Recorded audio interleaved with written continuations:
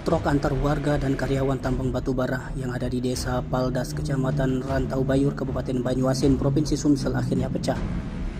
Dalam video yang beredar, amukan warga jalan Desa Paldas hingga membakar 2 truk kendaraan milik perusahaan batubara tersebut. Belakangan diketahui jika konflik antara warga Desa Paldas dengan karyawan perusahaan batubara yakni PT Basin Coal Mining. Dari informasi yang diterima, bentrokan itu dipicu oleh warga Desa Paldas yang menolak adanya kegiatan penambangan batubara di desa mereka. Aksi bentrok itu terjadi di area jalan yang dibangun perusahaan PT BCM untuk mengangkut batubara.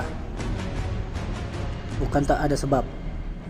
Menurut sumber yang diterima, imbas dari aktivitas penambangan batubara di Desa Paldas itu menyebabkan sejumlah petani di desa tersebut gagal panen.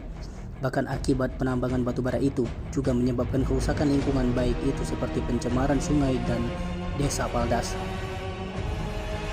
Hendrawan, warga Desa Paldas, mengatakan terkait insiden bentrok itu juga dibenarkan oleh Kapolres Banyuasin, Verly Rosa Putra, melalui Kasat Reskrim IA AKP Kurniawan Azwar.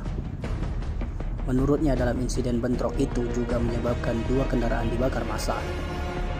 Dikatakannya, hingga kini pihaknya masih berada di TKP guna menjaga situasi di Desa Paldas tetap kondusif. Ada 40 personel gabungan yang diterjunkan. Tim Liputan Sumsel Update TV melaporkan.